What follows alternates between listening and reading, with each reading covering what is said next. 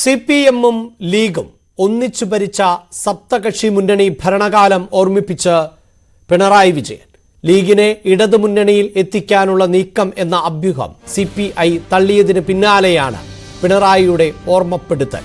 ഇഎംഎസിന്റെ നേതൃത്വത്തിലെ സപ്തകക്ഷി മുന്നണിയിൽ സിപിഎമ്മും സിപിഐയും ലീഗും ഒന്നിച്ചാണ് ഭരിച്ചത്. അന്ന് മറുചേരിയിൽ ആയിരുന്ന കോൺഗ്രസിനെ ഉന്നമിട്ട് അന്ന് അതിനെ അധിക്ഷേപിച്ച ചിലർ ഉണ്ടായിരുന്നു എന്നും ആരാണെന്ന് ഇപ്പോൾ പറയുന്നില്ല എന്നും മുഖ്യമന്ത്രി പറഞ്ഞു. ലീഗിന്റെ ശക്തി കേന്ദ്രമായ മലപ്പുറത്ത് നടന്ന ദേശാഭിമാനി പുസ്തക പ്രകാശന ചടങ്ങിലായിരുന്നു മുഖ്യമന്ത്രിയുടെ ഓർമ്മപ്പെടുത്തൽ. ലീഗ് MLA പി ഉബൈദുള്ളയാണ് പുസ്തകം ഏറ്റുവാങ്ങിയത്.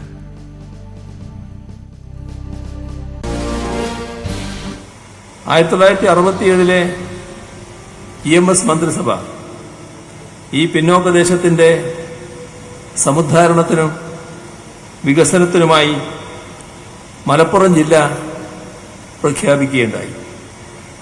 അപ്പോൾ കൊച്ചു പാകിസ്ഥാൻ കേരളത്തിൽ രൂപീകൃതമായിരിക്കുന്നുവെന്നാണ് RSS ആക്ഷേപിച്ചത്. RSS മാത്രമല്ല, അന്ന് ആ ആക്ഷേപം ഉയർത്തിയത് എന്നതും ചരിത്ര വസ്തുതയാണ്. ആ ചരിത്ര വസ്തുത നമ്മൾ ഓർക്കേണ്ടതുണ്ട് എന്ന് മാത്രം.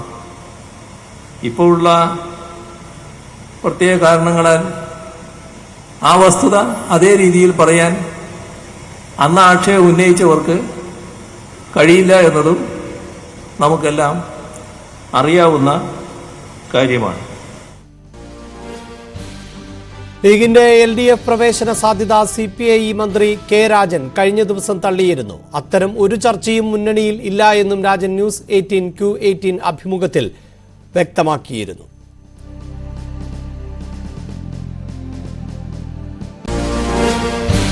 ലോക്സഭാ തെരഞ്ഞെടുപ്പ് വരുന്നു. ഒരു മുന്നണി വിപുലീകരണത്തിനുള്ള ചിന്തകളോ അത്തരം സാധ്യതകളോ മുന്നണി കാണുന്നുണ്ടോ? ഒരു LDF അങ്ങനെ ഒരു ചർച്ചകളിലേക്ക് മറ്റോ കടക്കുന്നുണ്ടോ? ഇപ്പോൾ ഇടതുപക്ഷ ജനാധിപത്യ മുന്നണി അങ്ങനെ ഒരു ചർച്ചയിലേക്കും പോയിട്ടില്ല. മുന്നണിയുടെ അടിത്തറ വികസിപ്പിക്കണം, അത് ഘടകകക്ഷികളെ കൂട്ടിക്കൊണ്ടാകണം എന്ന് നമ്മൾ തീരുമാനിച്ചു. ലീഗിന് പരോക്ഷമായിട്ടുമൊക്കെ ഒരു ക്ഷണിക്കുന്ന രീതിയിലുള്ള പ്രസ്താവനകൾ ഇടത് നേതാക്കളുടെ ഭാഗത്തു നിന്നുണ്ടായിട്ടുണ്ട്. ലോക്സഭാ തെരഞ്ഞെടുപ്പ് വരുന്ന സമയത്ത് ആ രീതിയിലുള്ള ഒരു ചിന്തകളോ സാധ്യതകളോ എന്തെങ്കിലും ഉണ്ടോ? ഒരു സാധ്യതയും ഇപ്പോൾ ഇല്ല. അങ്ങനെ ഇടതുപക്ഷ ജനാധിപത്യ മുന്നണി ചർച്ച ചെയ്തിട്ടുമില്ല. പരിപാടിക്ക് പ്രസംഗിക്കാൻ വിളിച്ചാൽ വന്നാൽ മൈക്കിൽ നല്ല പ്രസംഗിച്ച് പോകാം. മുന്നണിയിലേക്ക് വിളിക്കണമെങ്കിൽ ഇടതുപക്ഷ ജനാധിപത്യ മുന്നണി തീരുമാനിക്കും. അങ്ങനെ ഒരു ആലോചന ഇപ്പോൾ മുന്നണിയിൽ നടന്നിട്ടില്ല. ലീഗിനെ വിളിക്കാനുള്ള അല്ലെങ്കിൽ അങ്ങനെ ഒരു ചിന്തയും മുന്നണിയിൽ നടക്കില്ല. ഇടതുപക്ഷ ജനാധിപത്യ മുന്നണി ഇപ്പോൾ വീണ്ടും 16-ാം തീയതി ഞങ്ങൾ കൂടാൻ പോവുകയാണ്. ഇടതുപക്ഷ ജനാധിപത്യ മുന്നണിയുടെ ഇതുവരെയുള്ള ഒരു യോഗത്തിലും ആരെങ്കിലും അങ്ങനെ ഒരു പ്രപ്പോസൽ വെച്ചിട്ടില്ല, അങ്ങനെ ഒരു ആലോചനയും നടന്നിട്ടില്ല. അങ്ങനെ പ്രപ്പോസൽ വരുന്ന കാലത്ത് നമുക്ക് അപ്പം അഭിപ്രായം പറയാം. ഇപ്പോൾ അങ്ങനെ ഒരു അജണ്ടയും ഇടതുപക്ഷ ജനാധിപത്യ മുന്നണിക്ക് മുമ്പിലില്ല. വിശിഷ്ട CPI അങ്ങനെ ഒരു ചർച്ചയും നടത്തിയിട്ടുമില്ല. ഇപ്പോൾ UDF നിന്ന് പോകാൻ കാരണമില്ലെന്നും എന്നാൽ നാളത്തെ കാര്യം പറയാനാവില്ലെന്നും കഴിഞ്ഞ ദിവസം PMA സലാം പ്രതികരിച്ചിരുന്നു. News 18 Keralam senior editor Manjush ഗോപാലുമായി സംസാരിക്കുകയായിരുന്നു ലീഗ് ജനറൽ സെക്രട്ടറി. ഇപ്പോൾ താങ്കളുമായി ബന്ധപ്പെട്ടുള്ള കമൻറ്റുകൾ വായിക്കാറുണ്ട് സോഷ്യൽ മീഡിയയിൽ. അതിലൊക്കെ കൂടുതലായിട്ടും വരുന്നൊരു കാര്യം, താങ്കളെ മുഷിപ്പിക്കാൻ വേണ്ടി ചോദിക്കുന്നതല്ല, അതിൽ വരുന്ന കാര്യം PMA സലാമിന് LDF-ഉമായിട്ട് ഇങ്ങനെ പ്രശ്നമൊന്നുമില്ലല്ലോ, പ്രത്യേകിച്ച് CPM-ഉമായിട്ട് വല്ല പ്രശ്നമൊന്നുമില്ല. അതുകൊണ്ട് പതുക്കെ പതുക്കെ മുസ്ലിം ലീഗിനെ LDF പാളയത്തിൽ എത്തിക്കുവാനുള്ള ഒരാൾ എന്നുള്ള രീതിയിൽ PMA സലാമിനെ അവതരിപ്പിച്ച് കാണുന്നുണ്ട്. അത് താങ്കളെ വിഷമിപ്പിക്കുന്നുണ്ടോ? അല്ല, LDF-ൽ നിന്ന് പോകുന്ന ആളാണല്ലോ ഞാൻ. അതെ, അതുകൊണ്ടാണ് ഞാൻ അങ്ങോട്ട് കൊണ്ടുപോകുന്നത്. അല്ല, അത് തന്നെയാണ് ചോദ്യം. മുസ്ലിം ലീഗിന്റെ സംഘടനാ സംവിധാനം അറിയുന്ന ഒരു മനുഷ്യന് പറയില്ല. ഏതെങ്കിലും ഒരാൾ വിചാരിച്ചാൽ മുസ്ലിം ലീഗിനെ എങ്ങോട്ട് കൊണ്ടുപോകാൻ കഴിയില്ല. പാർട്ടി മൊത്തത്തിലെടുക്കുന്ന തീരുമാനം എന്താണോ അതിൻ്റെ കൂടെ ഉണ്ടാവും. ആ പാർട്ടിയിൽ ആ തീരുമാനത്തെക്കുറിച്ച് ചർച്ച ചെയ്യുമ്പോൾ അവനവൻ്റെ അഭിപ്രായം പറയും. ഇപ്പോൾ ഞങ്ങൾ UDF-ൽ ഉറച്ചു നിൽക്കുന്നു. അതിൻ്റെ ഏറ്റവും പ്രധാനപ്പെട്ട ഘടകമാണ് UDF-ന്റെ ശക്തി വർദ്ധിപ്പിക്കാനും നഷ്ടപ്പെട്ട അധികാരങ്ങൾ തിരിച്ചെടുക്കാനും കേരളത്തിലെ ജനതയെ ഇന്നത്തെ ദുർഭരണത്തിൽ നിന്ന് മോചിപ്പിക്കാനുള്ള ഏറ്റവും വലിയ ഉത്തരവാദിത്വം. ഇപ്പോൾ എന്നുള്ളൊരു വാക്ക് താങ്കൾ ഉപയോഗിച്ചു. അതല്ലേ പറയാൻ പറ്റൂ? കാലാകാലം എന്ന് ആർക്കെങ്കിലും പറയാൻ പറ്റുമോ? ഇതുവരെ ഞാൻ താങ്കൾക്ക് അമിതമായ ആത്മവിശ്വാസം എന്ന് പറഞ്ഞു. ഇവിടെ താങ്കൾ ഈ കാലാകാലങ്ങൾ എന്ന് പറയുമ്പോൾ എപ്പോഴും UDF ഉണ്ടാവുകയില്ല എന്നൊരു സൂചനയല്ലേ അത്? ഉണ്ടാവും എന്ന് വെക്കാനോ? ഉണ്ടായേക്കാം. ഒക്കെ ഇപ്പോൾ നാളെ CPM ഉം BJP യും തമ്മിൽ സഖ്യമാണ്. ഞങ്ങൾക്ക് എതിർക്കേണ്ടി വരില്ലേ? കോൺഗ്രസും BJP യും തമ്മിൽ സഖ്യമാണ്. ഞങ്ങൾക്ക് മാറേണ്ടി വരില്ലേ? ഒരു കാരണം നോക്കിയിരിക്കുകയാണ് മുസ്ലിം ലീഗ്. അല്ല, കാരണം ഉണ്ടായാൽ അതിൽ ലീഗ് പ്രതികരിക്കും. ഇപ്പോൾ ഒരു കാരണവുമില്ല. ഇതുവരെ ഒരു കാരണം ഞങ്ങളെ പ്രസിഡന്റ് വ്യക്തമായിട്ട് പറഞ്ഞിട്ടുണ്ട്. പോകാതിരിക്കാൻ 1000 കാരണങ്ങളുണ്ട്, മുന്നണി മാറാതിരിക്കാൻ. പോകാൻ കാരണമായിട്ടില്ല. ഞങ്ങളെ പ്രസിഡന്റ് തന്നെ പറഞ്ഞതാണ്. അദ്ദേഹത്തിന്റെ അഭിപ്രായമാണല്ലോ ഞങ്ങളെ പാർട്ടിയിലെ അവസാനത്തെ അഭിപ്രായം. ലീഗിനെ CPIM പിളർത്തിയ ചരിത്രം ഓർമ്മിപ്പിച്ചായിരുന്നു മുഖ്യമന്ത്രിക്ക് കെ മുരളീധരന്റെ മറുപടി.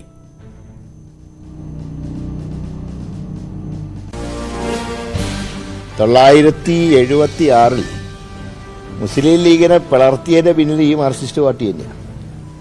ഞങ്ങൾ മുമ്പ് പ്രതിപക്ഷത്തുള്ളപ്പോൾ സപ്തകക്ഷി ഗവൺമെന്റ് കാലത്ത് ഞങ്ങൾ അന്ന് ശരിയാണ്, അന്നത്തെ സപ്തകക്ഷിയെ മുഴുവൻ ഞങ്ങൾ വിമർശിച്ചിട്ട് ശരിയാണ്, അത് പ്രതിപക്ഷത്തിരിക്കുമ്പോൾ ചെയ്യുന്ന കാര്യമാണ്.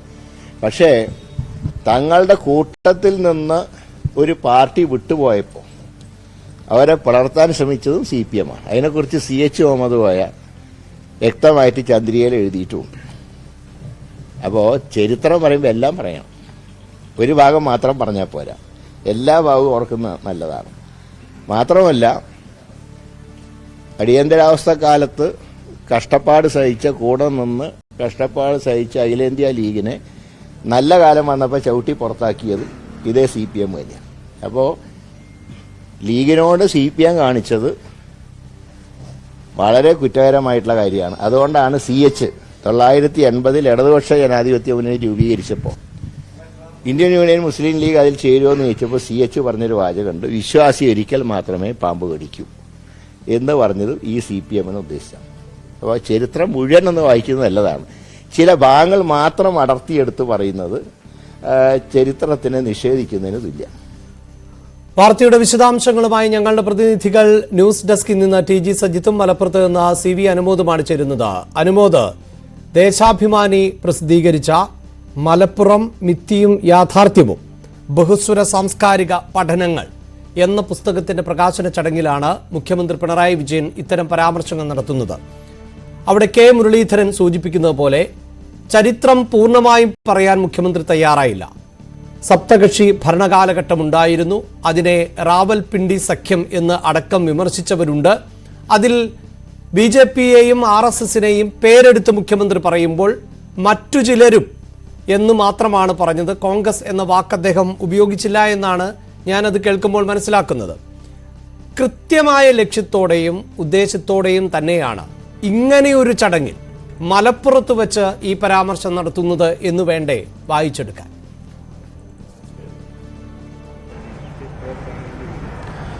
അഭിലാഷ്, മുഖ്യമന്ത്രിയുടേത് കൃത്യമായ രാഷ്ട്രീയമാണ്, കൃത്യമായ രാഷ്ട്രീയ നീക്കമുള്ള വാക്കുകളാണ്. അദ്ദേഹം ഓരോ വാക്കുകളും ഉപയോഗിച്ചിരിക്കുന്ന അത്രയും ശ്രദ്ധയോടെയാണ്. അതായത് ലീഗിന് തള്ളാനും കൊള്ളാനും കഴിയാത്ത രീതിയിലുള്ള ഒരു പ്രസ്താവനയാണ് അദ്ദേഹം നടത്തിയിട്ടുള്ളത്. നമ്മൾ ഇതുമായി ബന്ധപ്പെട്ട് ലീഗ് നേതാക്കളുമായി ഇന്ന് സംസാരിക്കുമ്പോൾ പരസ്യമായി പ്രതികരിക്കുന്നതിന് അവർക്കെല്ലാം തന്നെ പാർട്ടിയുടെ നിയന്ത്രണമുണ്ട്. കാരണം ഇതിൽ വളരെ ശ്രദ്ധയോടെ പ്രതികരിച്ചില്ലെങ്കിൽ കുഴപ്പത്തിലാകാൻ സാധ്യതയുണ്ടെന്ന് ലീഗ് നേതൃത്വത്തിന് അറിയാം. അന്നത്തെ ഒരു സാഹചര്യം, കാരണം സ്വാതന്ത്ര്യത്തിന് ശേഷം കേരള സംസ്ഥാനം രൂപീകരിച്ചതിന് ശേഷവും മലപ്പുറം ജില്ല വിദ്യാഭ്യാസപരമായിട്ടും സാമ്പത്തികമായിട്ടുമൊക്കെ വളരെ പിന്നിൽ നിൽക്കുന്ന ഒരു സാഹചര്യമായിരുന്നു. അന്ന് മലപ്പുറത്ത് കൂടുതൽ വിദ്യാഭ്യാസ സ്ഥാപനങ്ങൾ വരണം, മലപ്പുറത്തിന് കൂടുതൽ സൗകര്യങ്ങൾ വേണം എന്ന ആവശ്യം മുൻനിർത്തി ലീഗാണ് അത്തരത്തിലൊരു ജില്ല വേണമെന്ന ആവശ്യവുമായി രംഗത്ത് വന്നതും അതുപോലെ തന്നെ ഈ ഏകാധ്യാപക വിദ്യാലയം തുടങ്ങാനുള്ള നടപടികൾക്കൊക്കെ മുന്നിട്ടിറങ്ങിയതും അതൊക്കെ CM-ന്റെ പ്രസംഗത്തിൽ പറയുന്നുണ്ട്. അന്ന് നടത്തിയ നടപടികളുടെ തുടർച്ചയായിട്ടാണ് ജില്ല രൂപീകരിക്കപ്പെട്ടതും തുടർന്ന് വിദ്യാലയങ്ങൾ കൂടുതൽ വന്നതും മാപ്പിള സ്കൂളുകൾ വന്നതും ഇവിടെ വിദ്യാഭ്യാസപരമായിട്ടുള്ള ഒരു വിപ്ലവകരമായ മാറ്റങ്ങൾക്ക് തുടക്കമായതും. അപ്പോൾ അത്തരത്തിൽ മലപ്പുറത്തിന്റെ അടിസ്ഥാനപരമായ വികസനങ്ങൾക്കെല്ലാം തുടക്കമിട്ടത് CPM കൂടി ഉൾപ്പെട്ട സർക്കാരാണെന്ന് ഓർമ്മിപ്പിക്കുകയാണ് മുഖ്യമന്ത്രി ഇന്നലെ ചെയ്തിട്ടുള്ളത്. കൃത്യമായ രാഷ്ട്രീയമാണ്. അന്ന് ഇടതുപക്ഷത്തിന്റെ കൂടെയായിരുന്നു മുസ്ലിം ലീഗ്. പിന്നീട് ആ സമയത്ത് ഏറ്റവും കൂടുതൽ എതിർപ്പുമായി രംഗത്തെത്തിയത് കോൺഗ്രസ് ആണ്. അന്ന് BJP ജനസംഘമാണെന്നാണ് എൻ്റെ പരിമിതമായ അറിവ്. കെ കേളപ്പനടങ്ങുന്ന മുതിർന്ന നേതാക്കളായിരുന്നു അക്കാലത്ത് കോൺഗ്രസിൻ്റെ നയിച്ചിരുന്നത്. അവരൊക്കെ തന്നെ ഈ ഒരു നീക്കത്തിനെതിരെ, മലപ്പുറത്ത് രൂപീകരിക്കാനുള്ള നീക്കത്തിനെതിരെ വലിയ പ്രതിഷേധങ്ങൾ ഉയർത്തുകയും പ്രക്ഷോഭങ്ങൾ ഉയർത്തുകയൊക്കെ ചെയ്തിരുന്നു. സ്വാഭാവികമായിട്ടും ഈ ഒരു ആശങ്ക ഇടതുപക്ഷത്തിന് അന്ന് ഉണ്ടായിരുന്നു, ഇതൊരു വർഗീയവൽക്കരിക്കപ്പെടുമോ എന്നുള്ളൊരു ആശങ്ക. അത്തരത്തിലുള്ളൊരു ചരിത്രമാണ് ആ കാലഘട്ടത്തിലേതായിട്ട് ഉള്ളത്. അപ്പോൾ അന്ന് ഈ ഒരു ജില്ല രൂപീകരിക്കുന്നതിലും ജില്ലയിൽ അടിസ്ഥാന സൗകര്യങ്ങൾ കൊണ്ടുവരുന്നതിലും വിദ്യാഭ്യാസമായ മാറ്റങ്ങൾക്ക് തുടക്കമിടുന്നതിനും ഇടതുപക്ഷത്തിൻ്റെയും കൂടി പിന്തുണയാണ് ലഭിച്ചിരിക്കുന്നത്. അന്ന് ലീഗ് ഞങ്ങളോട് കൂടെ നിന്നിരുന്നു എന്നെല്ലാം പറയുമ്പോൾ ഞങ്ങൾക്ക് നല്ലൊരു ഭൂതകാലമുണ്ട്. ആ കാലത്തിലേക്ക് വേണമെങ്കിൽ എപ്പോഴും തിരിച്ചു പോകാം, ഞങ്ങൾ കൂടെ കൂട്ടാൻ തയ്യാറാണ് എന്ന് പറയാതെ പറയുക കൂടിയാണ് മുസ്ലിം ലീഗിനോട് മുഖ്യമന്ത്രി ചെയ്യുന്നത് എന്ന് നമുക്ക് വ്യാഖ്യാനിക്കാൻ കഴിയും. കാരണം അദ്ദേഹത്തിൻ്റെ പ്രസംഗത്തിൽ അദ്ദേഹം പേരെടുത്ത് കോൺഗ്രസിനെ വിമർശിച്ചിട്ടില്ല. പക്ഷേ ലീഗിനെ കൃത്യമായിട്ട് കാര്യങ്ങൾ ധരിപ്പിക്കുന്ന ഒരു തരത്തിലാണ് അദ്ദേഹത്തിൻ്റെ പ്രസംഗം ഉണ്ടായിരിക്കുന്നത്. മുൻപ് ഞങ്ങളുടെ കൂടെ നിന്നപ്പോൾ ഉണ്ടായ കാര്യങ്ങൾ ഇങ്ങനെയാണ്, ഞങ്ങൾ വീണ്ടും നിങ്ങൾക്ക് അത്തരത്തിലുള്ള വലിയ മാറ്റങ്ങൾക്ക് സാധ്യതയുണ്ട്. അത്തരത്തിൽ ലീഗിനെ ഈ ക്ഷണിക്കാതെ അല്ലെ പറയാതെ പറയുന്നു എന്നൊക്കെ തരത്തിലാണ് മുഖ്യമന്ത്രിയുടെ വാക്കുകളുള്ളത്. ഇതിൻ്റെ ഒരു ഗൗരവം ഉൾക്കൊണ്ട് തന്നെയാണ് മുസ്ലിം ലീഗും ഉള്ളത്. ഇന്നിപ്പോൾ രാഷ്ട്രീയകാര്യ സമിതി യോഗം അല്പസമയത്തിനകം ചേരുകയാണ്. പാർലമെന്റ് തെരഞ്ഞെടുപ്പിന് മുന്നൊരുക്കങ്ങൾ തന്നെയാണ് പ്രധാന വിഷയമെങ്കിലും ഇന്നത്തെ മുഖ്യമന്ത്രിയുടെ നിലത്തെ പ്രസംഗം, അതിൽ ലീഗ് നേതൃത്വത്തിൻ്റെ ഭാഗത്ത് പ്രതികരണം ലഭിക്കേണ്ടതുണ്ട്. ഏറ്റവും പ്രധാനപ്പെട്ട ഒരു കാര്യവും അതുതന്നെയാണ്. അപ്പോൾ സാദിഖ് അലി ശിഹാബ് തങ്ങളും PK കുഞ്ഞാലിക്കുട്ടിയും ET മുഹമ്മദ് ബഷീറും PM സലാമും അടങ്ങുന്ന ഉന്നത നേതാക്കളെല്ലാം പങ്കെടുക്കുന്ന യോഗത്തിൽ ഇതേക്കുറിച്ച് ചർച്ച ഉണ്ടാകുന്ന ഉറപ്പാണ്. സ്വാഭാവികമായിട്ടും ആ ഒരു പ്രതികരണത്തിന് ശേഷമായിരിക്കും ലീഗിൻ്റെ നിലപാട് എന്താണ്. ഇത് തള്ളാനും കൊള്ളാനും പറ്റാത്തൊരു പ്രസ്താവനയാണല്ലോ മുഖ്യമന്ത്രി നടത്തിയിട്ടുള്ളത്. അതുകൊണ്ട് തന്നെ വളരെ ശ്രദ്ധയോടെ സൂക്ഷ്മതയോടെ തന്നെ ആയിരിക്കും ഇതിൽ പ്രതികരിക്കുക എന്നതാണ് കരുതേണ്ടത്. എന്നാണെങ്കിലും മുഖ്യമന്ത്രിയുടെ ഒരു പ്രസംഗം ഏറെ സമകാലീന രാഷ്ട്രീയത്തിൽ ഏറ്റവും പ്രധാനപ്പെട്ട ഒരു നീക്കമായിട്ട് തന്നെ വേണം കാണാൻ. തീർച്ചയായും. സജിത്ത് കൂടി ചേരുന്നുണ്ട്. സജിത്ത്, ഇതിപ്പോൾ ആദ്യമായല്ല CPM-ന്റെ ഭാഗത്ത് നിന്ന് ഇത്തരം നീക്കങ്ങൾ ഉണ്ടാകുന്നത്. ഒരേ മുന്നണിയുടെ ഭാഗമാണ് എങ്കിൽ പോലും കോൺഗ്രസും മുസ്ലിം ലീഗും തമ്മിൽ ആശയപരമായി പലപ്പോഴും അകൽച്ചയുണ്ടായിട്ടുണ്ട്. ഈ സമകാലിക രാഷ്ട്രീയ സാഹചര്യങ്ങൾ പരിശോധിച്ചാൽ പോലും കോൺഗ്രസ് നേതാക്കളുടെ ചില പരാമർശങ്ങൾ പോലും, ഉദാഹരണത്തിന് ഈ K സുധാകരൻ നടത്തിയ പട്ടിപ്പരാമർശം, അതുപോലും ഒരു പരിധിവരെ ലീഗിലെ നേതാക്കളിൽ ഒരു വിഭാഗത്തെ അസ്വസ്ഥരാക്കുകയും പിന്നീട് ഇതെല്ലാം പറഞ്ഞ് പരിഹരിച്ച് മുന്നോട്ട് പോവുകയും ചെയ്യുന്ന ഒരു സാഹചര്യമാണ് ഇപ്പോൾ UDF-നുള്ളിൽ കോൺഗ്രസും ലീഗും തമ്മിൽ ഉള്ളത്.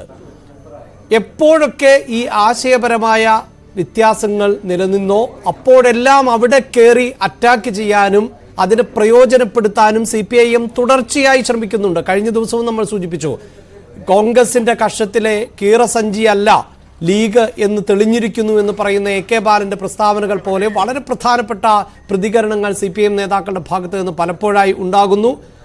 പല വേദികളിലേക്കും ലീഗിനെ ക്ഷണിക്കുന്ന സാഹചര്യം ഉണ്ടാകുന്നു. ആ ക്ഷണം സ്വീകരിക്കണോ വേണ്ടയോ എന്ന് ലീഗിന് ആശയക്കുഴപ്പമുണ്ടാകുന്നു. ഇങ്ങനെ ഏതു വിധേനയും അടുത്ത നിയമസഭാ തെരഞ്ഞെടുപ്പിന് മുമ്പ് ലീഗിനെ മുന്നണിയുടെ ഭാഗമാക്കണമെന്ന കൃത്യമായ ലക്ഷ്യമുണ്ട് CPM-ന്. ആ ലക്ഷ്യത്തിന് പിന്നിൽ എന്ത് പ്രതീക്ഷയാണ് CPM വെച്ച് പുലർത്തുന്നത്?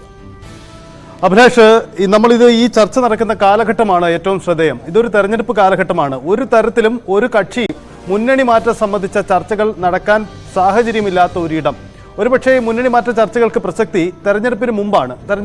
പക്ഷേ ഇത് തെരഞ്ഞെടുപ്പ് പ്രഖ്യാപിക്കാൻ ചുരുങ്ങിയ ആഴ്ചകൾക്കുള്ളിൽ തെരഞ്ഞെടുപ്പ് പ്രഖ്യാപിച്ചേക്കുമെന്ന രാഷ്ട്രീയ സാഹചര്യം നിലനിൽക്കുമ്പോഴാണ് ഇത്തരമൊരു അവസ്ഥ ഉണ്ടാവുന്നത് എന്നതാണ് പ്രസക്തമായ കാര്യം. അതായത് ഈ ചർച്ചകൾക്ക് ഒടുവിലും മുസ്ലിം ലീഗ് ഇപ്പോൾ പെട്ടെന്ന് UDF ഇടും എന്ന് CPM പ്രതീക്ഷിക്കുന്നില്ല. ഒപ്പം താങ്കൾ പെട്ടെന്ന് അത്തരമൊരു തീരുമാനം എടുക്കേണ്ടി വരുമെന്ന് ലീഗും പ്രതീക്ഷിക്കുന്നില്ല. പക്ഷേ ഇതൊരു ഒരു വലിയ ലക്ഷ്യത്തിലേക്കുള്ള അല്ലെങ്കിൽ പുതിയൊരു രാഷ്ട്രീയ നീക്കത്തിനുള്ള തുടക്കമിടുക എന്നതാണ് ഇതിൻ്റെ ഇപ്പോഴത്തെ സാഹചര്യം. ഇന്നലെ AK ബാലൻ്റെ ഒരു വാക്കുകൾ ഞാനത് കോട്ട് ചെയ്യാം. അതിൽ കൃത്യമായി അദ്ദേഹം പറയുന്നത് ലീഗിൻ്റെയും CPM-ൻ്റെയും അണികൾക്കിടയിൽ പഴയ അനൈക്യം കുറഞ്ഞു വരികയാണ്, അവർക്ക് ഐക്യപ്പെടാനുള്ള കാരണങ്ങൾ നിരവധിയുണ്ട്. തങ്ങളുടെ ശത്രുവല്ല മുസ്ലിം ലീഗ്, തങ്ങളുടെ UDF തങ്ങളുടെ രാഷ്ട്രീയ ശത്രുവാണ്, കോൺഗ്രസ് രാഷ്ട്രീയ ശത്രുവാണ്. പക്ഷേ മുസ്ലിം ലീഗ് തങ്ങളുടെ രാഷ്ട്രീയ ശത്രുവല്ല എന്ന് പറയാതെ പ്രഖ്യാപിച്ചുകൊണ്ടാണ് CPM ഈ നീക്കങ്ങൾ നടക്കുന്നത്.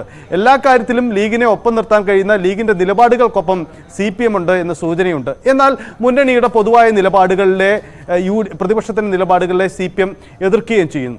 ഇതിൽ ലീഗ് സൂക്ഷിക്കുന്ന ഒരു കൃത്യമായ അകലം അത് ശ്രദ്ധേയമാണ്. അതായത് മുന്നണിയുടെ പൊതു നിലപാടിനൊപ്പം നിൽക്കുമ്പോൾ തന്നെ കോൺഗ്രസ് നേതാക്കൾ നടത്തുന്നത് പോലെയുള്ള മുഖ്യമന്ത്രിയൊക്കെ ലക്ഷ്യമിട്ടുകൊണ്ട് നടത്തുന്ന വലിയ ആക്രമണങ്ങൾക്ക് ലീഗിന്റെ പ്രധാന നേതാക്കളൊന്നും തയ്യാറാവുന്നില്ല.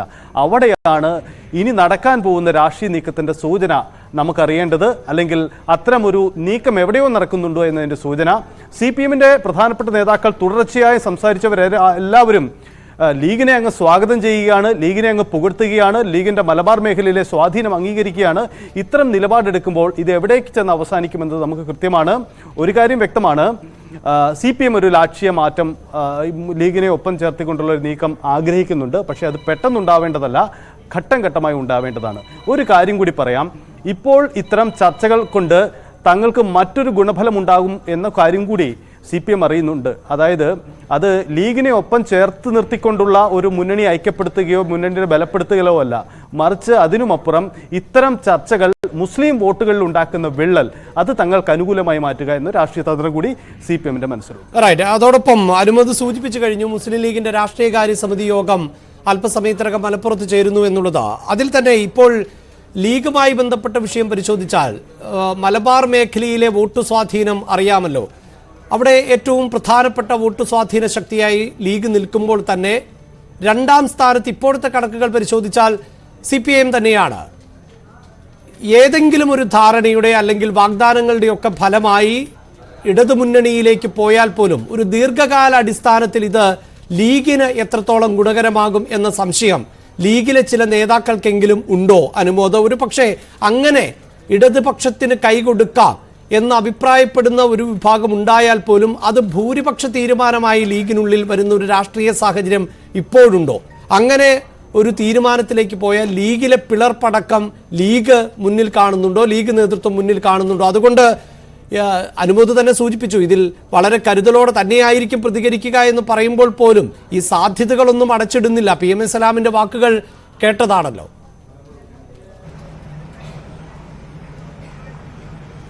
തീർച്ചയായും നമ്മൾ സാധ്യതകളെ കുറിച്ചാണ് ഇപ്പോൾ ഈ ഘട്ടത്തിൽ ചർച്ച ചെയ്യുന്നത്. സ്വാഭാവികമായിട്ടും ലീഗിന്റെ ഇപ്പോഴത്തെ ശക്തി മലബാർ മേഖലയിൽ അവർക്കുള്ള സ്വാധീനം തന്നെയാണ്. മലപ്പുറം ജില്ലയിൽ നമുക്കറിയാം 16-ൽ 12 സീറ്റുകളും അതിൽ ഇടതുപക്ഷത്തിനല്ല, അവിടെ ലീഗിന് തന്നെയാണ് മേൽക്കൈയുള്ളത്. പാലക്കാട്, കോഴിക്കോട്, കണ്ണൂർ, കാസർഗോഡ് എല്ലാം തന്നെ ഈ ലീഗിനാണ് പലയിടങ്ങളിലും കോൺഗ്രസിനേക്കാൾ മേൽക്കൈയുള്ളത്. സ്വാഭാവികമായിട്ട് ഇവിടെയൊക്കെ ഇടതുപക്ഷവും ലീഗുമായിട്ടാണ് ഫൈറ്റ് ഉണ്ടാകുന്നതും. അപ്പോൾ ഈ ഒരു ലീഗിനെ കൂടെ കൂട്ടിക്കഴിഞ്ഞാൽ മലബാർ മേഖലയിൽ ഇടതുപക്ഷത്തിന് ആർക്കും ചോദ്യം ചെയ്യാൻ കഴിയാത്തത്ര വലിയ ഒരു ശക്തിയായിട്ട് ഇടതുപക്ഷം അല്ലെങ്കിൽ ലീഗ് കൂടി വന്നാൽ ഇടതുപക്ഷം മാറുമെന്നത് സത്യമാണ്. പക്ഷേ അപ്പോഴും അത്തരത്തിൽ എത്ര കാലം ഈ ഒരു ഇടതുപക്ഷം ലീഗിനെ അംഗീകരിക്കും എന്ന ചോദ്യമാണ് പ്രസക്തമാവുന്നത്. കോൺഗ്രസിൽ ഇവർക്ക് ലഭിക്കുന്ന സ്പേസ് അത് ഇടതുപക്ഷത്തിൽ ലഭിക്കുമോ എന്നുള്ള ചോദ്യമാണ് ഏറ്റവും ലീഗിനെ സംബന്ധിച്ച് ഉയർന്നത്. തീർച്ചയായും അനുമോദ്, ഞാൻ തിരികെ എത്താം. ഇപ്പോൾ ശ്രീ KPO റഹമത്തുള്ള മാധ്യമപ്രവർത്തകൻ ടെലിഫോൺ ലൈനിൽ ഉണ്ട്. ശ്രീ റഹമത്തുള്ള, നിലവിൽ തുടർച്ചയായി തങ്ങളുടെ പാളയത്തിലേക്ക് വരൂ എന്ന് പറയാതെ പറയുന്നുണ്ട് CPIM. ഇതിൽ തീരുമാനമെടുക്കേണ്ടത് ലീഗാണ്. ലീഗിനെ സംബന്ധിച്ച് ഇടതുപക്ഷവുമായി CPIMുമായി സഹകരിച്ച് പ്രവർത്തിച്ച ചരിത്രമുണ്ട്. ആ ചരിത്രം ആണ് മുഖ്യമന്ത്രി പിണറായി വിജയൻ ഓർമ്മപ്പെടുത്തുന്നത്. ആ പഴയ കാലത്തിലേക്കൊരു തിരിച്ചുപോക്കിന് സാധ്യത താങ്കൾ കാണുന്നുണ്ടോ? മുസ്ലിം ലീഗ് കഴിഞ്ഞ കുറച്ചു കാലമായി നേരിടുന്ന പ്രധാന പ്രതിസന്ധി എന്ന് പറയുന്നത് തുടർഭരണം. CPMന് തുടർഭരണം കിട്ടിയതോടുകൂടി സാധാരണ 5 കൊല്ലം കഴിഞ്ഞാൽ അധികാരത്തിലെത്തുമെന്ന പാർട്ടിയുടെ പ്രതീക്ഷ നഷ്ടപ്പെട്ടിരിക്കുകയാണ്. ഇപ്പോൾ UDFിലെ പടലപ്പിണക്കങ്ങൾ, പ്രത്യേകിച്ച് UDF ദുർബലമായത് കേരള കോൺഗ്രസ് ഇടതുപക്ഷത്തോടൊപ്പം പോയതോടുകൂടിയാണ്. പിന്നീട് ഇടതുപക്ഷത്ത് മുസ്ലിം ലീഗിനെ എത്തിക്കാൻ കഴിഞ്ഞ തവണ തന്നെ ഒരുപാട് മുമ്പ് തന്നെ CPM കാര്യമായ ശ്രമങ്ങൾ ഉണ്ടായതാണ്. PS അച്യുതാനന്ദന്റെ നേതൃത്വത്തിലുള്ള എതിർപ്പ് കൊണ്ടാണ് അന്ന് തന്നെ മുസ്ലിം ലീഗ് ഇടതുപക്ഷത്തെത്താതിരുന്നത്. മുസ്ലിം ലീഗിന്റെ അകത്തളങ്ങളിൽ ഇനിയും അധികാരമില്ലാതെ പാർട്ടിക്ക് മുന്നോട്ട് പോകാൻ കഴിയുകയില്ല എന്ന ധാരണ മുഖ്യമായി ശക്തി നേടിയിട്ടുണ്ട് എന്നതാണ് സത്യം. മുസ്ലിം ലീഗിലെ ഒരു വിഭാഗം പാണക്കാട് പൂക്കോയ തങ്ങൾ മുസ്ലിം ലീഗ് കമ്മ്യൂണിസ്റ്റുകാരുമായി കൂടരുത് എന്ന് അവസാനമായി മരണമൊഴിയായി പറഞ്ഞിരുന്നു എന്ന എതിർപ്പ് ഉയർത്തിക്കാട്ടിയാണ് ഇത്രയും കാലം മുസ്ലിം ലീഗിനെ തടുത്തു വെച്ചിരുന്നത്. മുസ്ലിം ലീഗിലെ നേതൃനിരയിലെ പ്രധാനപ്പെട്ട ഒരു വിഭാഗം കോൺഗ്രസിൽ ഇനി പ്രതീക്ഷ വെക്കേണ്ടതില്ല എന്ന രീതിയിലേക്ക് കാര്യങ്ങൾ മാറ്റിയിരിക്കുന്നു. കുഞ്ഞാലിക്കുട്ടി ഉൾപ്പെടെയുള്ള നേതാക്കൾക്ക് ഇടതുപക്ഷത്തോടൊപ്പം ചേരുന്നതിൽ മാനസികമായ ഐക്യമുണ്ട് എന്നാണ് മനസ്സിലാകുന്നത്. MK മുനീറിന്റെയും KM ഷാജിയുടെയും നേതൃത്വത്തിലുള്ള ഒരു വിഭാഗമാണ് ഈ ഇടതുപക്ഷത്തോടൊപ്പം ചേരണം എന്ന അഭിപ്രായത്തെ ഇപ്പോൾ തടഞ്ഞു നിർത്തുന്നത് എന്നതാണ്. അവിടെ ആ ഒരു ഭിന്നാഭിപ്രായം ഏകസ്വരത്തിലേക്ക് എത്തിക്കുക എന്നത് സാധ്യമാണോ? പാണക്കാട് സാദിഖ് അലി ശിഹാബ് തങ്ങൾ ഇപ്പോൾ ഏതാണ്ട് ഇടതുപക്ഷത്തോടൊപ്പം ചേരുന്നതിൽ എതിർപ്പില്ല എന്ന നിലയിലേക്ക് കാര്യങ്ങൾ അദ്ദേഹത്തെ ബോധ്യപ്പെടുത്താൻ കുഞ്ഞാലിക്കുട്ടി ഉൾപ്പെടെയുള്ള വിഭാഗത്തിന് സാധിച്ചിട്ടുണ്ട് എന്നതാണ് മനസ്സിലാകുന്നത്. മാത്രമല്ല ഇനി മുസ്ലിം ലീഗിന്റെ രാഷ്ട്രീയ ഭാവി ഇടതുപക്ഷത്തോടൊപ്പം നിന്നാൽ മാത്രമേ ഉണ്ടാവുകയുള്ളൂ എന്നും മൂന്നാം ഊഴവും കേരളത്തിൽ ഇടതുപക്ഷത്തിന് തന്നെയാകും, അത് പാർട്ടിയെ ക്ഷയിപ്പിക്കുമെന്ന ധാരണയിലേക്ക് മുസ്ലിം ലീഗ് എത്തിക്കഴിഞ്ഞു എന്നതാണ് സത്യം. അതായത് അടുത്ത നിയമസഭാ തെരഞ്ഞെടുപ്പിൽ പോലും ഈ മുന്നണിയോടൊപ്പം നിന്നിട്ട് പ്രതീക്ഷിക്കേണ്ടതില്ല. കേരളത്തിലെ വോട്ട് വിഹിതം അല്ലെങ്കിൽ BJP കരുത്ത് ആർജിക്കുന്ന ഒരു ഭാഗമുണ്ട്. അത് CPIMന്റെ പാളയത്തിൽ നിന്നുള്ള വോട്ടുകളായിരിക്കില്ല, കോൺഗ്രസിന്റെ അല്ലെങ്കിൽ UDFന്റെ വോട്ടുകളാണ് അവിടേക്ക് ഒഴുകുന്നത് എങ്കിൽ ആ കണക്കുകൾ പരിശോധിച്ച് ഏത് വികാരമുണ്ട് എങ്കിൽ പോലും ഇടതുപക്ഷം അധികാരത്തിലേക്ക് വരും. അങ്ങനെ ഒരു നിരീക്ഷണമാണോ ഇപ്പോൾ ലീഗ് നടത്തുന്നത്? മുസ്ലിം ലീഗിന് മനസ്സിലായ കാര്യം കഴിഞ്ഞ നിയമസഭാ തെരഞ്ഞെടുപ്പിൽ ഇടതുപക്ഷം വൻ വിജയം കൊയ്യാൻ കാരണം മുസ്ലിങ്ങളാദി ന്യൂനപക്ഷങ്ങളുടെ വോട്ടുകൾ ഇടതുപക്ഷത്തിന് ലഭിച്ചു എന്നതാണ് എന്ന് മുസ്ലിം ലീഗ് മനസ്സിലാക്കിയിട്ടുണ്ട്. തെരഞ്ഞെടുപ്പ് അവലോകനത്തിലും അങ്ങനെ തന്നെയാണ് കാര്യങ്ങൾ വന്നത്. മുസ്ലിം ലീഗിന്റെ പൊന്നാപുരം കോട്ടയായ മലപ്പുറത്ത് പോലും ഓരോ തെരഞ്ഞെടുപ്പിലും ഓരോ സീറ്റുകൾ നഷ്ടപ്പെടുന്ന അവസ്ഥയുണ്ട് എന്ന് നമ്മൾ മനസ്സിലാക്കേണ്ടതുണ്ട്. ഇപ്പോൾ 4 സീറ്റ് ഇടതുപക്ഷത്തിന് മലപ്പുറം ജില്ലയിലുണ്ട് എന്ന് മാത്രമല്ല കഴിഞ്ഞ തെരഞ്ഞെടുപ്പിൽ പെരിന്തൽമണ്ണ സീറ്റ് ഇടതുപക്ഷത്തിന് നഷ്ടപ്പെട്ടത് കേവലം 38 വോട്ടുകൾക്ക് മാത്രമാണ്. ഈ സ്ഥിതി തുടരാൻ കഴിയുകയില്ലെന്നും ഉള്ള സീറ്റുകൾ നിലനിർത്തണമെങ്കിൽ ഒരു രാഷ്ട്രീയമായ മുന്നണി മാറ്റം അനിവാര്യമാണ് എന്നും മുസ്ലിം ലീഗ് മനസ്സിലാക്കുന്നുണ്ട്. അതായത് ഇപ്പോൾ ഈ ന്യൂനപക്ഷങ്ങളുമായി ബന്ധപ്പെട്ട നിരവധി വിഷയങ്ങൾ, ഏകീകൃത സിവിൽ കോഡുമായി ബന്ധപ്പെട്ട വിഷയമാകട്ടെ, പൗരത്വ നിയമവുമായി ബന്ധപ്പെട്ട വിഷയമാകട്ടെ, പലസ്തീൻ ഹമാസ് പോരാകട്ടെ, ഇസ്രായേൽ ഹമാസ് പോരാകട്ടെ, ഇത്തരം വിഷയങ്ങളിലെല്ലാം ഒരുപക്ഷെ കോൺഗ്രസിനേക്കാൾ അതിവേഗത്തിൽ, അതിനുമപ്പുറം ലീഗിനേക്കാൾ വേഗത്തിൽ ആ വിഷയത്തിൽ ഇടപെടുകയും നിലപാട് പറയുകയും ഒക്കെ ചെയ്യുന്ന പാർട്ടിയായി CPIM മാറിയിട്ടുണ്ട്. അയോധ്യയിലെ രാമക്ഷേത്ര പ്രാണപ്രതിഷ്ഠയിലേക്ക് ക്ഷണിക്കുമ്പോൾ പ്രതിപക്ഷ നിരയിൽ നിന്ന് ആദ്യം ആ ക്ഷണം നിഷേധിക്കുന്ന പാർട്ടിയായി CPIM മാറിയിട്ടുണ്ട്.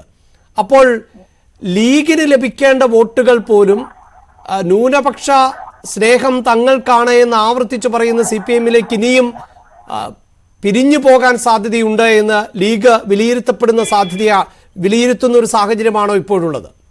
മുസ്ലിങ്ങളുടെയും ന്യൂനപക്ഷങ്ങളുടെയും അനിഷേധ്യമായ ശക്തിയും വോട്ട് ബാങ്കുമായിരുന്ന മുസ്ലിം ലീഗിനെ ഇപ്പോൾ കഴിഞ്ഞ കുറച്ചു കാലമായി ആ ഗ്യാപ്പിലേക്ക് കൂടി CPM കടന്നു കയറുന്നു എന്ന വലിയ പേടി മുസ്ലിം ലീഗിനുണ്ട്.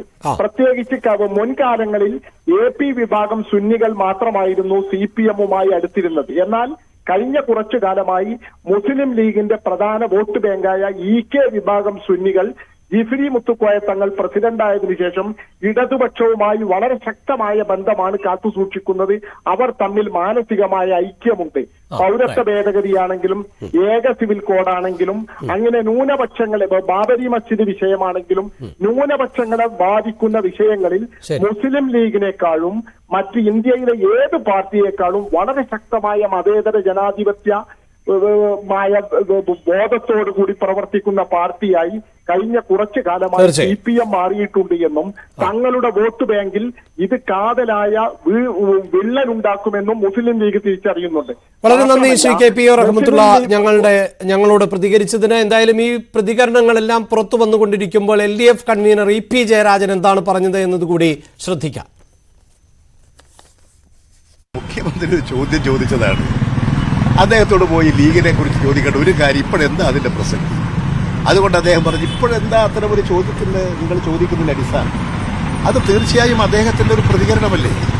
അത് നല്ല അർത്ഥത്തിൽ കണ്ടാൽ പോരെ. അത് എന്തിനാ എല്ലാറ്റിനെയും സംശയത്തോടെ നിരീക്ഷിക്കുന്നത്? സംശയത്തോടെ നിരീക്ഷിച്ചാൽ എല്ലാം പരാജയപ്പെടും, വസ്തുതാപരമായി നിരീക്ഷിച്ചാൽ വിജയിക്കും. ആത്മവിശ്വാസത്തോടുകൂടി കൂടുതൽ കരുത്തോടുകൂടി പോവുക. ഇടതുപക്ഷം അതാണ് ചെയ്യുന്നത്. അനുമോദ്, നേരത്തെ ശ്രീ റഹ്മത്തുള്ള സൂചിപ്പിച്ച 1-2 കാര്യങ്ങളുണ്ട്. അതായത് അത് തന്നെയാണ് മലപ്പുറത്തെ നിലവിൽ വലിയ സ്വാധീന ശക്തിയായി ഇടതുപക്ഷവും മാറിയിട്ടുണ്ട്. പുന്നാപുരം കോട്ടകൾ പോലും പൊളിക്കാൻ കഴിഞ്ഞ ലോക്സഭാ തെരഞ്ഞെടുപ്പിൽ കേരളം തൂത്തുവാരിയതാണ് UDF. എന്നാൽ അടുത്ത നിയമസഭാ തെരഞ്ഞെടുപ്പിലേക്ക് എത്തുമ്പോൾ ലീഗിന്റെ കോട്ടകളിൽ പോലും കടന്നു കയറാൻ LDFന് സാധിക്കുന്ന സാഹചര്യമാണ് ഉണ്ടായത്. അപ്പോൾ സ്വാഭാവികമായും ലീഗിന് വലിയ വോട്ട് ചോർച്ച സംഭവിച്ചിട്ടുണ്ട്. ആ വോട്ട് ചോർച്ച എങ്ങനെയെങ്കിലും സംഭവിച്ചതല്ല, ന്യൂനപക്ഷങ്ങൾക്കൊപ്പം തങ്ങളുണ്ട് എന്ന് എപ്പോഴും ആവർത്തിച്ചുകൊണ്ടേയിരിക്കുകയാണ് ഇടതുപക്ഷം, പ്രത്യേകിച്ച് CPIM-ന് ലഭിക്കുന്ന ആത്മവിശ്വാസം എന്നത് CPIM-ന്റെ ഭാഗമായിട്ടുള്ള ഹൈന്ദവ വോട്ടുകളിൽ ചോർച്ചയൊന്നും സംഭവിക്കാൻ പോകുന്നില്ല. അതോടൊപ്പം തന്നെ ഇസ്ലാമിക വോട്ടുകൾ കൂടി ഒപ്പം നിർത്തിയാൽ വീണ്ടും അധികാര തുടർച്ച എന്നത് സാധ്യമാകും എന്ന ആത്മവിശ്വാസമാണ്. അതൊരു പക്ഷേ ലീഗ് ഒപ്പം നിന്നില്ല എങ്കിൽ പോലും അതിന് സാധിച്ചേക്കുമെന്ന് പ്രതീക്ഷയുണ്ട്. അവിടെയാണ് ഈ അടുത്ത അധികാരമാർക്ക്, അടുത്ത തെരഞ്ഞെടുപ്പിൽ ആര് ജയിക്കാൻ സാധ്യത എന്നത് ലീഗിനും നിർണായകമാകുന്നത്.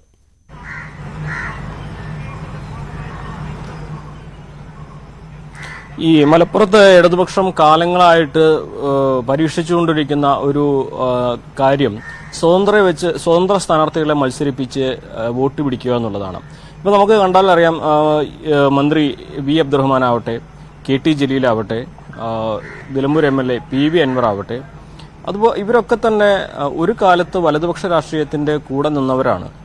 അവരാണ് ഇപ്പോൾ ഇടതുപക്ഷത്തിന്റെ വക്താക്കളായിട്ട്, ഇടതുപക്ഷ നേതാക്കളായിട്ട് ഇവിടെ വന്നിരിക്കുന്നത്. സ്വാഭാവികമായിട്ടും മലപ്പുറത്തിന്റെ ഒരു രാഷ്ട്രീയം ഇടതുപക്ഷത്തിനെ സംബന്ധിച്ച് ഇടതുപക്ഷ രാഷ്ട്രീയം കൃത്യമായിട്ട് പറഞ്ഞാൽ ഒരുപക്ഷെ ആളുകൾ അത് സ്വീകരിക്കണമെന്നില്ല എന്നും, അരിവാൾ ചുറ്റി നക്ഷത്രത്തിൽ തന്നെ വോട്ട് ചെയ്യാൻ പറഞ്ഞ ആളുകൾ വോട്ട് ചെയ്യണമെന്നില്ല എന്നും കൃത്യമായിട്ട് അറിയുന്നതുകൊണ്ട് അവർക്ക് കൂടി സ്വീകാര്യരായ വ്യക്തികളെ കൊണ്ടുവന്ന് വലതുപക്ഷത്തു നിന്നുള്ള വോട്ടുകൾ കുറെ കൂടി ഭിന്നിപ്പിച്ച് അത് ഇടതുപക്ഷത്തിലേക്ക് എത്തിക്കാനുള്ള ശ്രമമാണ് നടക്കുന്നത്. PV അൻവർ കോൺഗ്രസിന്റെ മുൻ നേതാവാണ്, V അബ്ദുറഹ്മാൻ മുൻ കോൺഗ്രസ് നേതാവാണ്, ജലീൽ മുൻ ലീഗ് നേതാവാണ്. ഇവർക്കൊക്കെ അറിയാം. അപ്പോൾ അത്തരത്തിൽ പരമാവധി വോട്ടുകൾ സമാഹരിക്കാനുള്ള വഴികൾ പലതാണ് ഇടതുപക്ഷം ശ്രമിക്കുന്നത്. അതിൽ മുഖ്യമായൊരു വഴിയാണ് ഞാൻ പറഞ്ഞത്. ഇപ്പോഴത്തെ ഒരു സാഹചര്യം എനിക്ക് മനസ്സിലാക്കാൻ കഴിഞ്ഞൊരു കാര്യം, ഇടതുപക്ഷത്തിനെ സംബന്ധിച്ച് കാലങ്ങളായി ഉണ്ടായിട്ടുള്ള മതസംഘടനകളുടെ നിലപാടിൽ മാറ്റം വന്നിട്ടുണ്ട് എന്നവർ കരുതുന്നു. കഴിഞ്ഞ പിണറായി സർക്കാരിൻ്റെ 2ാം വരവും അതിന് മുൻപുണ്ടായ ചില മാറ്റങ്ങളും മതസംഘടനകളും ഇടതുപക്ഷവുമായിട്ടുള്ള അടുപ്പം വർദ്ധിപ്പിച്ചിട്ടുണ്ട്. മുൻപ് മുസ്ലിം ലീഗ് ആയിരുന്നു മതസംഘടനകളുടെ സർക്കാരിലേക്കുള്ള പാലമെങ്കിൽ ഇപ്പോൾ മതസംഘടനകൾക്ക് പാലം വേണ്ട, നേരിട്ട് മുഖ്യമന്ത്രിയുമായിട്ട് ആശയവിനിമയം നടത്താൻ കഴിയുന്നു. അത്തരത്തിൽ കൂടുതൽ ആളുകളിലേക്ക്, കൂടുതൽ സംഘടനകളിലേക്ക് ഇടതുപക്ഷത്തിന് സ്വാധീനമുണ്ടാക്കാൻ കഴിയുന്നു. ഇതിനെല്ലാം വഴിവെച്ചത് ഇടതുപക്ഷത്തിന്റെ നിലപാടുകൾ തന്നെയാണ്. അത് പൗരത്വ നിയമമായിക്കോട്ടെ, അതുപോലെ തന്നെ ഞാൻ തിരികെ എത്താം. ഇപ്പോൾ മുസ്ലിം ലീഗിന്റെ മുൻ സംസ്ഥാന സെക്രട്ടറി ആയിരുന്ന KS ഹംസ ടെലിഫോൺ ലൈനിലുണ്ട്. ശ്രീ KS ഹംസ, ഞാൻ താങ്കളിലേക്ക് വരുന്നതിന് മുമ്പ് ഇന്നലെ മുഖ്യമന്ത്രി പിണറായി വിജയൻ പറഞ്ഞ വാക്കുകൾ ഒരിക്കൽ കൂടി കേൾപ്പിക്കാം. താങ്കൾ അത് ശ്രദ്ധിച്ച് കേൾക്കുമല്ലോ. 1967 EMS മന്ത്രിസഭ ഈ പിന്നോക്ക ദേശത്തിന്റെ സമുദ്ധാരണത്തിനും വികസനത്തിനുമായി മലപ്പുറം ജില്ല പ്രഖ്യാപിക്കുകയുണ്ടായി. അപ്പോൾ കൊച്ചു പാകിസ്ഥാൻ കേരളത്തിൽ രൂപീകൃതമായിരിക്കുന്നുവെന്നാണ് RSS ആക്ഷേപിച്ചത്. RSS മാത്രമല്ല അന്ന് ആ ആക്ഷേപം ഉയർത്തിയത് എന്നതും ചരിത്ര വസ്തുതയാണ്. ആ ചരിത്ര വസ്തുത നമ്മൾ ഓർക്കേണ്ടതുണ്ട് എന്ന് മാത്രം. ഇപ്പോഴുള്ള പ്രത്യേക കാരണങ്ങളാൽ ആ വസ്തുത അതേ രീതിയിൽ പറയാൻ അന്ന് ആക്ഷേപം ഉന്നയിച്ചവർക്ക് കഴിയില്ല എന്നതും നമുക്കെല്ലാം അറിയാവുന്ന കാര്യമാണ്. ശ്രീ കെ എസ് ഹംസ, ലീഗിന്റെ ആഭ്യന്തര രാഷ്ട്രീയത്തെക്കുറിച്ച് ഇൻപുട്ടുകൾ ലഭിക്കുന്ന മാധ്യമപ്രവർത്തകർ അടക്കം വിലയിരുത്തുന്നതും റിപ്പോർട്ട് ചെയ്യപ്പെടുന്നതും PK കുഞ്ഞാലിക്കുട്ടിക്ക് അല്ലെങ്കിൽ PK കുഞ്ഞാലിക്കുട്ടി വിഭാഗത്തിന് കൃത്യമായും ഇടതുപക്ഷത്തോടൊപ്പം പോകേണ്ട രാഷ്ട്രീയ സാഹചര്യമാണ് ഇപ്പോഴുള്ളത് എന്ന വിലയിരുത്തലുണ്ട് എന്നാണ്. താങ്കൾ ഒരു ഘട്ടത്തിൽ കുഞ്ഞാലിക്കുട്ടി അടക്കമൊക്കെ വലിയ വിമർശനം ഉന്നയിച്ചിട്ടുള്ള നേതാവ് കൂടിയാണല്ലോ. താങ്കളുടെ ഒരു നിരീക്ഷണം എന്താണ്? ഈ തരത്തിലുള്ള ഇൻപുട്ടുകൾ തെറ്റാണോ? ഇതിന് രണ്ട് തരം ഒരു നെഗറ്റീവാണ് ഈ കാര്യത്തിലുള്ളത്. ഒന്ന്, കഴിഞ്ഞ മുസ്ലിം ലീഗിന്റെ സ്റ്റേറ്റ് കമ്മിറ്റി യോഗത്തില് യൂത്ത് ലീഗിന്റെ അഖിലേന്ത്യാ ഭാരവാഹി ഫൈസൽ ബാബു, മലപ്പുറത്ത് നിന്നുള്ള ആളാണ്, അയാൾ പറഞ്ഞു, ആവശ്യപ്പെട്ടു, ലീഗ് ഇടതുപക്ഷമായി ചേരണം, കോൺഗ്രസിനെ വിശ്വസിക്കാൻ കൊള്ളില്ല, അതുകൊണ്ട് കോൺഗ്രസ് ബന്ധം ഒരു നിമിഷം, ഈ ഫൈസൽ എന്ന് പറയുന്നത് കുഞ്ഞാലിക്കുട്ടി വിഭാഗത്തിന്റെ ആളാണോ? അതെ അതെ അതെ, കുഞ്ഞാലിക്കുട്ടിയുടെ വളരെ അടുത്തൊരാളാണ്. ശരി. അപ്പൊ കഴിഞ്ഞ ലീഗിന്റെ സംസ്ഥാന കമ്മിറ്റി യോഗത്തിലാണ് ഇത് പറഞ്ഞത്. അപ്പോ അത് കുഞ്ഞാലിക്കുട്ടിയുടെ ഒരു മനസ്സമ്മതത്തോടു കൂടിയുള്ള ഒരു പ്രഖ്യാപനമാണ്, ഒരു ആവശ്യമാണ് എന്നുള്ളത് എല്ലാവർക്കും മനസ്സിലായി. പക്ഷെ അവസാനം സാദിഖലി തങ്ങൾ അതിന് മറുപടി പറഞ്ഞത് അതെന്തായിരുന്നാലും നടക്കാത്ത ഒരു കാര്യമാണ്, ഇടതുപക്ഷത്തിന്റെ കൂടെ പോകുക എന്നൊരു ചർച്ച ഇനി ആരും ഉന്നയിക്കരുത്, അത് ഒരിക്കലും നടക്കാത്ത ഒരു കാര്യമാണ് എന്ന് പറഞ്ഞ് ആ ചർച്ച അവിടുന്ന് അവസാനിപ്പിച്ചു. അതിനു മുമ്പ് കുറച്ച് ചർച്ചകളൊക്കെ വന്നു. ഫൈസൽ ബാബുവിനെ സപ്പോർട്ട് ചെയ്തിട്ട് ചില ആളുകൾ രംഗത്ത് വന്നവരും ഈ ഫാക്ഷന്റെ ആളുകൾ തന്നെയാണ്, കുഞ്ഞാലിക്കുട്ടി ഫാക്ഷന്റെ ആളുകൾ തന്നെയാണ് വന്നിരുന്നത്. അതൊരു സത്യം. അതിന്റെ പിന്നില് ചേതോ വികാരം എന്തെന്ന് വെച്ചാൽ ഐഡിയോളജി ഒന്നും അല്ല, ഇനിയും ഒരു കാലം, ഒരു തവണ കൂടി ഭരണമില്ലാതെ ഇരിക്കുക എന്നത് കുഞ്ഞാലിക്കുട്ടിയെ സംബന്ധിച്ചിടത്തോളം തീരെ ആലോചിക്കാൻ കഴിയാത്ത ഒരു സംഗതിയാണ്. അത് തന്നെയാണ്, അല്ലാതെ മറ്റ് ഐഡിയോളജി ഒന്നുമല്ല അതിന്റെ പിന്നിലുള്ളത്. അധികാരം തന്നെയാണ് പ്രശ്നം. പക്ഷേ ലീഗില് പ്രബലമായ ഒരു വിഭാഗമുണ്ട്, ലീഗിന്റെ ഒരു വലിയ വോട്ട് ബാങ്കും, അത് ഇടതുപക്ഷത്തോട് ചേരുന്നതിന് എതിരാണ്. എന്നാൽ 67 സംഭവം എന്ന്, ഇനി ഞാൻ രണ്ടാമത്തെ കയ്യിൽ കിടക്കുകയാണ്. 67 സംഭവിച്ചതിനെ കുറിച്ച് പിണറായി വിജയൻ സൂചിപ്പിച്ചത് വേറൊരു കഥയാണ്. അതായത് 67 മുസ്ലിം ലീഗ് എന്ന് പറഞ്ഞാൽ മുസ്ലിങ്ങളുടെ പൊതു പ്ലാറ്റ്ഫോം ആയിരുന്നു. ആ പ്ലാറ്റ്ഫോമിൽ നിന്ന് മാറി. അന്ന് ആ പ്ലാറ്റ്ഫോമിലുണ്ടായിരുന്ന കാന്തപുരം AP അബൂബക്കർ മുസ്ലിയാരുടെ നേതൃത്വത്തിലുള്ള സമസ്ത ഇതിലില്ല. മാത്രമല്ല മുജാഹിദ് വിഭാഗങ്ങളിലെ ചില വിഭാഗങ്ങൾ ഇതിനകത്തില്ല. പിന്നെ സമസ്ത കേരള ജമിയത്തുൽ ഉലമ മാത്രമാണ് ഉള്ളതെങ്കിലും അതിൽ ഗണ്യമായ ഔദ്യോഗിക വിഭാഗം ലീഗുമായി സമരസപ്പെട്ടു പോവുകയല്ല ചെയ്യുന്നത്. അതുകൊണ്ട് 67 ലീഗ് ഒരു മുസ്ലിം പ്ലാറ്റ്ഫോം ആയിരുന്നു എങ്കിൽ 2024 ലീഗ് അങ്ങനെയല്ല എന്നുള്ളത് എല്ലാവർക്കും അറിയാവുന്ന കാര്യമാണല്ലോ. ശരി. പക്ഷെ അവിടെ രണ്ട് കാര്യം താങ്കൾ പറഞ്ഞ ഒന്നാമത്തെ പോയിന്റ് തന്നെ, സാദിഖലി ശിഹാബ് തങ്ങൾ ആ ടോപ്പിക് അവിടെ അവസാനിപ്പിച്ചു എന്നാണ് താങ്കൾ പറയുന്നത് എങ്കിൽ പോലും ഇപ്പോൾ ഈ ഇടതുപക്ഷവുമായി സഹകരിക്കുന്നതിൽ തെറ്റില്ല എന്ന നിലപാടിലേക്ക് സാദിഖലി ശിഹാബ് തങ്ങൾ മാറിയിട്ടുണ്ട് എന്ന ചില സൂചനകളുണ്ട്. അങ്ങനെയാണോ? അത് സാദിഖലി തങ്ങളുടെ നിലപാടുകൾക്ക് കൂടുതൽ ദീർഘായുസൊന്നും സാധാരണ ഉണ്ടാവാറില്ല. അദ്ദേഹം എപ്പോഴും മറ്റു ചില വശംവദനാകുന്ന ഒരു സ്വഭാവമുണ്ട്. അത് എങ്ങനെയാണ് അവരൊക്കെ വശംവദരാക്കുക എന്നത് ഇതിന്റെ പിന്നിലുള്ള ചില കൾപ്രിറ്റ് എന്ന് പറയാവുന്ന ആളുകൾക്ക് കഴിയും. അവരെങ്ങനെയൊക്കെ സ്വാധീനിച്ച് വശംവദരാക്കുക. അതുകൊണ്ട് തന്നെ സ്വാധീന ശക്തിയിൽ മുനീറിനേക്കാൾ മുന്നിലാണോ കുഞ്ഞാലിക്കുട്ടി? അതെ അതെ, തീർച്ചയായിട്ടും. കാരണം കാര്യങ്ങൾ എളുപ്പമല്ലേ ശ്രീ ഹംസ? അല്ല, സാദിഖ് അലി തങ്ങള് സ്പോണ്ടേനിയസ് ആയിട്ടുള്ള ഒരു ഒരു പ്രതികരണമായിരുന്നു അന്ന് ഉണ്ടായിരുന്നതെങ്കിൽ പിന്നീട് സാദിഖ് അലി തങ്ങൾ പറയുന്നത് ആലോചിച്ചിട്ടും ആലോചിപ്പിച്ചിട്ടും പറയുന്ന കാര്യങ്ങളായിരുന്നു, രണ്ടാമത് മാറ്റി പറയുന്നതൊക്കെ. പക്ഷേ മുസ്ലിം ലീഗിലെ ഭൂരിപക്ഷം അണികൾക്കും അതിനോട് വലിയ താല്പര്യമൊന്നും ഉണ്ടാവില്ല. ലീഗിലും ഭൂരിപക്ഷം അവിടെയാണ് എന്റെ രണ്ടാമത്തെ സംശയം. ഇപ്പോൾ ഈ പൊന്നാപുരം കോട്ടകളിൽ തകർത്ത് എറിയാൻ LDF ഇതുവരെ സാധിച്ചുവെങ്കിൽ അത് തീർച്ചയായും ലീഗിന്റെ വോട്ട് കൂടി നേടിയിട്ടായിരിക്കുമല്ലോ. അല്ലാതെ മുസ്ലിം സ്വാധീന മേഖലകളിലേക്ക് CPIM കൃത്യമായി രാഷ്ട്രീയം പറഞ്ഞുകൊണ്ട് കയറി വരാൻ പറ്റില്ല. അപ്പോൾ താങ്കൾ ഈ പറയുന്നത് പോലെ ഇടതുമുന്നണിയോടൊപ്പം പോയാൽ അതിനെ എതിർക്കുന്നവരാണോ ലീഗിൽ കൂടുതൽ, ഇടതുമുന്നണിയോടൊപ്പം പോകണമെന്ന് ആഗ്രഹിക്കുന്നവരാണോ? അതിലേക്കാണ് രണ്ടാമത് കിടക്കാൻ ഉദ്ദേശിച്ചത്. ഈ നിർണായകം എന്ന് പറയാൻ 20%, 10-15% മതി നിർണായകമാകാൻ. ശരി വേണമെന്നില്ലല്ലോ. ഇപ്പൊ തന്നെ ചില മലപ്പുറം ജില്ലയിലെ തന്നെ പല മണ്ഡലങ്ങളിലും ചെറിയ മരം 32 വോട്ടിന് ജയിച്ചതുണ്ട്, ചിലത് 4000 വോട്ടുണ്ട്, ഒക്കെ ഉണ്ട്. ഇത്തരം വോട്ടുകൾ അല്ലെങ്കിൽ തന്നെ ഇപ്പൊ 4 മണ്ഡലം LDF ആണ് ജയിച്ചിട്ടുള്ളത്. മുമ്പ് കേരളത്തിലെ ഏറ്റവും ഭൂരിപക്ഷം കിട്ടുന്ന 1, 2, 3, 5 സ്ഥാനങ്ങളൊക്കെ ലീഗ് MLA മാരാണ് ഉണ്ടായിരുന്നത് ഭൂരിപക്ഷത്തിന്റെ കാര്യത്തിൽ. ഇപ്പോൾ 10-ൽ 1 പോലും ലീഗില്ല ഭൂരിപക്ഷത്തിന്റെ കാര്യത്തില്. മലപ്പുറം ജില്ലയിൽ തന്നെ 1.5% മാറ്റേ ഉള്ളൂ. അപ്പൊ ഒരു ലീഗിന്റെ 15% ഇങ്ങോട്ട് മാറിയാൽ പോലും ഇടതുപക്ഷത്തിന് അത് വലിയ മേൽക്കോയ്മ ഉണ്ടാക്കാൻ കഴിയും. ഇവിടെ ഇത് തിരിച്ചറിയാൻ കുഞ്ഞാലിക്കുട്ടി സാഹിബ് മറ്റൊക്കെ അറിയുന്നുണ്ട്. മാത്രമല്ല മുസ്ലിം ലീഗിന്റെ ഉള്ളിലുള്ള അപശബ്ദങ്ങളും പണ്ഡിതസഭകളുടെ തീരുമാനങ്ങളും പണ്ഡിത സഭകളുടെ മുറുമുറുപ്പും അവരുടെ അസംതൃപ്തിയും ഒക്കെ കൂടി കുറെ കാലങ്ങളായി ഞങ്ങളെ വഞ്ചിച്ചുകൊണ്ടിരിക്കുകയാണ് എന്ന അവരുടെ തിരിച്ചറിവും ഒക്കെ കൂടി ഇടതുപക്ഷത്തിന് ഗുണകരമായി വരും. അങ്ങനെ വന്നാൽ തോണി മറിഞ്ഞാൽ പുറം എന്ന് പറയുന്നതിനേക്കാൾ നല്ലത് തോണി സാധ്യതയുള്ളപ്പോൾ കവിട്ടി മറിച്ച് പുറത്ത് കയറിയാണ് നല്ലത് എന്ന് കുഞ്ഞാലിക്കുട്ടിയുടെ രാഷ്ട്രീയക്കാരൻ ചിന്തിച്ചു കഴിഞ്ഞാൽ അതിന് രാഷ്ട്രീയമായി തെറ്റുവരാൻ കഴിയില്ല. അതായത് ആ സാധ്യത വളരെ കൂടുതലാണ് എന്ന് താങ്കൾ പറയുന്നു. ആ സാധ്യത പക്ഷെ ഫലപ്രദമാകുന്നില്ല കേട്ടോ, നടക്കില്ല. മോഹമാണ്. കാരണം പക്ഷെ ഒരു കാര്യം ഞാൻ ഈ പറഞ്ഞു തന്നത് അടിവരട്ട് പറയാണ്.